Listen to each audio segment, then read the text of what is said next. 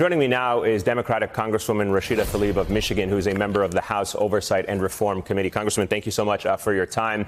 I first want to get your reaction to what we just heard there from Raf Sanchez on the situation in East Jerusalem and the developments generally that have been playing out. I mean, this is an apartheid system, Ayman. I mean, Israel's own prominent human rights organization, B'Tselem, has declared it. Human Rights Watch has declared it.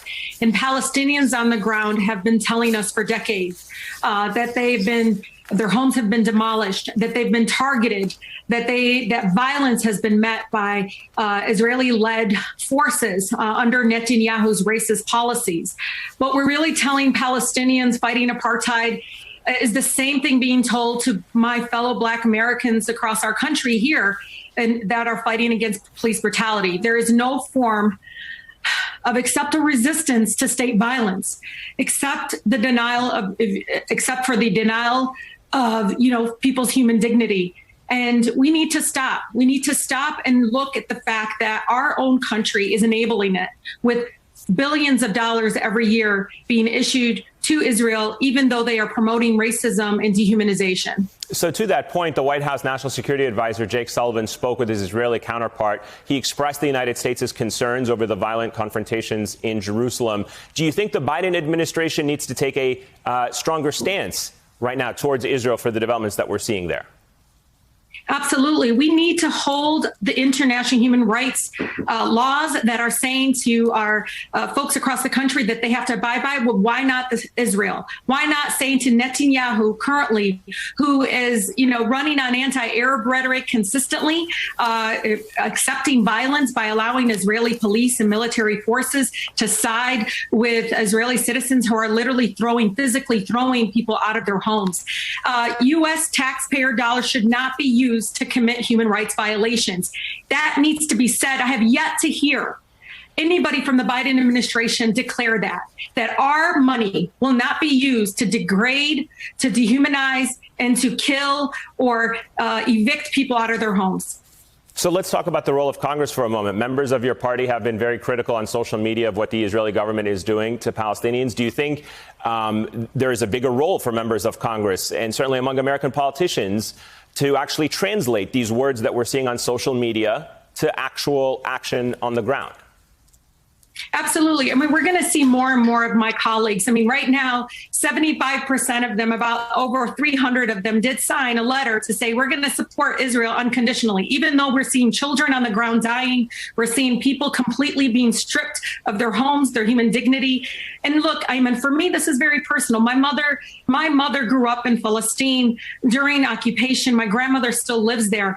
I have seen them going through checkpoints. I have prayed with my grandmother at the Alaska Mosque. And I'm telling you, I mean, you kneel down and you have nothing. You're just praying to God, and especially during the holy month of Ramadan. I can't express to my colleagues, speak up. We cannot allow this kind of direct attack using our own money.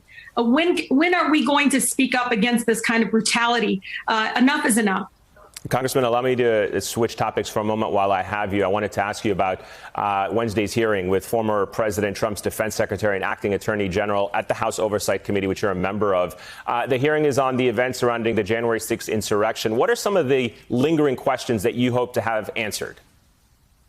I think it's important for many of the folks listening. And look, we saw what kind of presence there was of Capitol Police and kind of militarization from Black Lives Matter protests, civil rights protesters, those fighting for access to women's health care.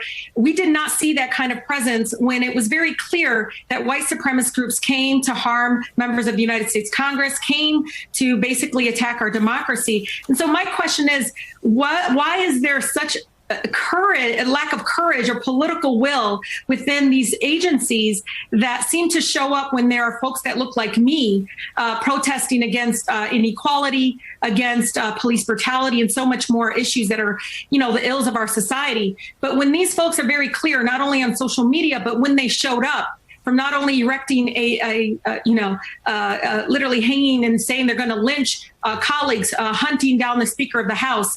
Why wasn't there the same type of approach that we saw in the past, again, with people of color and others that are fighting, maybe it be freedom, access to health care, or to saying enough with racial injustice in our country? And so for many of myself and many of my colleagues, we ask the questions constantly, why? Why was there a difference? Why wasn't there the same kind of presence on January 6th?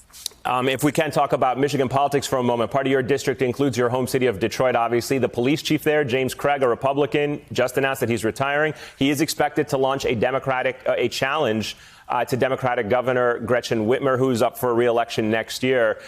He has been, he's running as a Republican, obviously. He has been critical of your statements on policing issues across the country. What do you make of his potential candidacy? Well, I've had deep disagreements with the chief, and he knows it. And so many of my constituents I serve have said the same thing. From spending millions of dollars on racist facial recognition technology to brutalizing people who are exercising their First Amendment right to proclaim that Black lives do indeed matter in our country. No matter his next moves, he's going to have to answer why he took those actions and why, after spending all of those resources, our resources, on over policing and broken racist technology, do people continue to feel unsafe in the city I represent? I hope this creates a conversation, not only nationally, but also right here at home in the city of Detroit, about what it does really feel like to feel safe in our communities, because what we've experienced in the last 8 years under his leadership is a Detroit Police Department chief that will go towards Fox News for right-wing talking points versus to actually hear its constituents and his residents who are saying we feel unsafe.